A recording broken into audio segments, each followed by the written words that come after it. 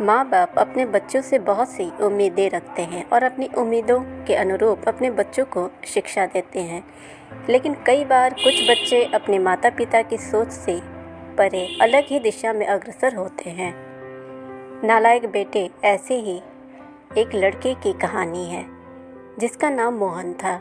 मोहन स्वभाव से लापरवाह किस्म का लड़का था, इसलिए वह अपने हर काम को बिगाड़ लेता था, जिसका खामियाजा उसे और उसके माता पिता को ही भुगतना पड़ता था। मोहन के माता पिता को मोहन के भविष्य की चिंता हमेशा बनी रहती थी। मोहन ने अपने कॉलेज की पढ़ाई अधूरी ही छोड़ दी थी और सारा दिन आवारागर्दी करके गुजारा करता था। मोहन के जीवन का कोई उद्देश्य नहीं था। वह अपने माँ बाप का इकलौता नालायक बेटा था, जिस पर उसके माँ बाप को गर्व नहीं बल्कि शर्म महसूस होती थी। हालांकि इस बात से मोहन को कोई फ़र्क नहीं पड़ता था। एक दिन मोहन के पापा उसे बाज़ार से सामान लाने को कहते हैं, जिसके लिए मोहन को कुछ पैसे और सामान की लिस्ट देकर अपने काम पर चले जाते हैं। पापा के जाते ही मोहन अपने दोस्तों के साथ बाज़ार जाता है और सामान की लिस्ट के अनुसार सब कुछ खरीद लेता है और अपने दोस्तों के साथ सामान का थैला लेकर थिएटर में फ़िल्म देखने चला जाता है। मोहन फिल्म में दोस्तों के साथ खूब मस्ती करता है। फिल्म खत्म होने के बाद मोहन अपने घर वापस आता है। मोहन के पापा कुर्सी पर बैठे टीवी देख रहे होते हैं। वह मोहन से सामान के बारे में पूछते हैं। मोहन तुरंत अपने खाली हाथ देखता है और घबरा जाता है, क्योंकि सामान का थैला उसके हाथ में नहीं होता। वह पापा से कहता है, पापा मैंने थैला अपने दोस्तों को दे दिया है, आप चिंता मत करिए, कल मैं थैला ले आऊँगा। मोहन ने थैला खो दिया था। इस बात से उसे रात भर नींद नहीं आती है। सुबह होते ही मोहन अपने पापा के उठने से पहले अपने दोस्तों के घर पहुंच जाता है और उनसे अपना थैला ढूंढने के लिए मदद मांगता है। मोहन के सभी दोस्त उसी थिएटर पहुंचते हैं जहां वह फिल्म देखने गए थे। मूवी थिएटर वाले उसे बताते हैं कि कल मूवी शो हाउसफुल था, इसलिए दर्शकों की बहुत भीड़ थी। थैले के बारे में पता लगाना बहुत मुश्किल होगा। मोहन बहुत निराश हो जाता है। वह अपने दोस्तों से कहता है, अगर यह सामान नहीं मिला तो मेरे पापा बहुत नाराज़ होंगे। मोहन के दोस्त उसकी मदद करना चाहते हैं, इसलिए वह सभी थोड़ा थोड़ा पैसा मिलाकर मोहन को दे देते हैं और कहते हैं। मोहन दोबारा से वही सारा सामान खरीद कर पापा को दे देते हैं। दोस्तों की मदद मिलते ही मोहन खुश हो जाता है और दोबारा लिस्ट के अनुसार सामान खरीद कर घर चला जाता है।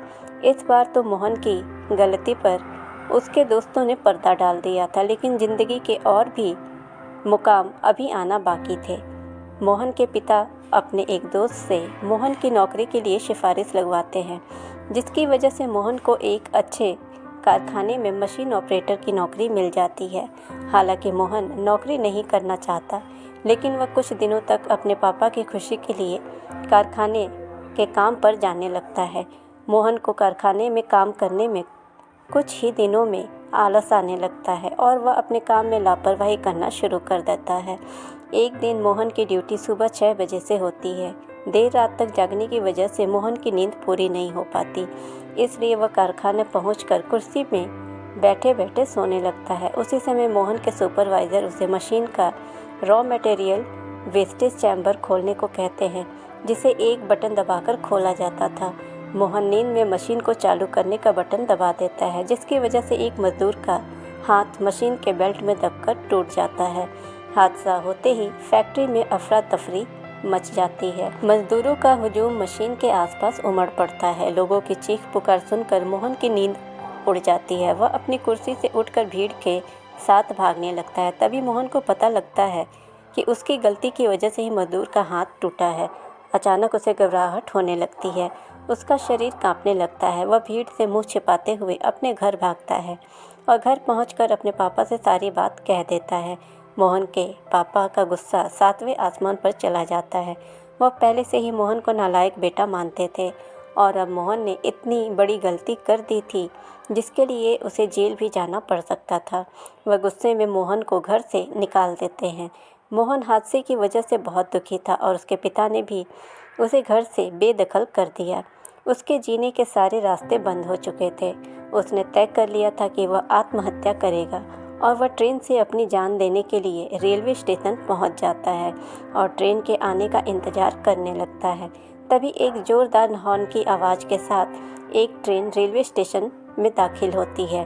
ट्रेन के आते ही मोहन अपनी जगह पर खड़ा हो जाता है और पटरी में कूदने का मन बना लेता है। जैसे तैसे ट्रेन पास आती है, मोहन की धड़कनें बढ़ने लगती हैं और जैसे ही ट्रेन मोहन के करीब पहुंचती है, वह आत्महत्या करने के लिए ट्रेन के सामने छलांग लगा देता है। लेकिन उसी वक्त उससे एक आदमी टकराता है जिसके हाथ में एक बड़ा सा बैग होता है। टक्कर की वजह से मोहन दूर जाकर गिरता है और उसकी जान जाने से बच जाती है। मोहन उस यात्री का बैग उठाकर देता है, लेकिन मोहन को उसके बैग में बहुत ज़्यादा भार महसूस होता है और जैसे ही मोहन बैग की चेन खोलता है, वह चौंक जाता है। बैग के अंदर एक इलेक्ट्रॉनिक टाइमर बम चालू हो चुका था, जिसके समय के अनुसार अगले 10 मिनट में वह बम फटने वाला था। मोहन बैग लेकर स्टेशन के बाहर भागने लगता है। अचानक वह आदमी भी मोहन के पीछे भागता है। हड़बड़ाहट में मोहन का संतुलन बिगड़ जाता है और वह रेलवे प्लेटफॉर्म के फर्श पर गिर जाता है। उसी वक्त वह आदमी मोहन के पीछे भागते हुए उसके पास पहुंच जाता है और अपना बैग उठा लेता है, लेकिन उसकी किस्मत बुरी होती है क्योंकि रेल पुलिस के जवान वहां पहुंच चुके थे और उन्हें देखकर मोहन जोर जोर से बैग की तरफ इशारा करके बम बम चिल्लाने लगता है।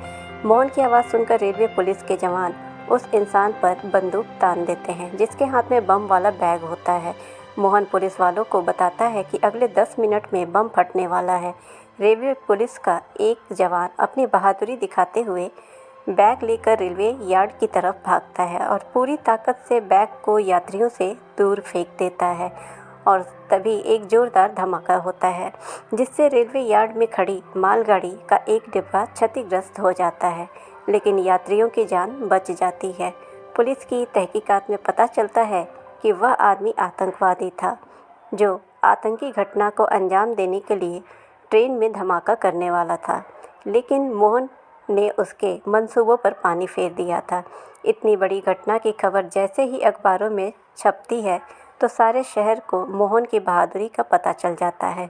मोहन के घर में पत्रकारों के साथ साथ पड़ोसियों और रिश्तेदारों की लाइन लग जाती है और इसी बीच मोहन अपने घर वापस आता है। मोहन के पिता अपने बेटे से गले लग जाते हैं। उन्हें अपने बेटे पर आज बहुत गर्व महसूस हो रहा था। हो भी क्यों ना, नालायक बेटे ने काम जो इतना लायक किया था। मोहन के अच्छे काम की वजह से वह अपने माँ बाप के साथ साथ पूरे देश का लायक बेटा बन जाता है और इसी के साथ यह कहानी समाप्त होती है। कभी कभी हम जिसे नालायक समझते हैं उसके हाथों भी कोई बहुत बड़ा लायक काम हो जाता है।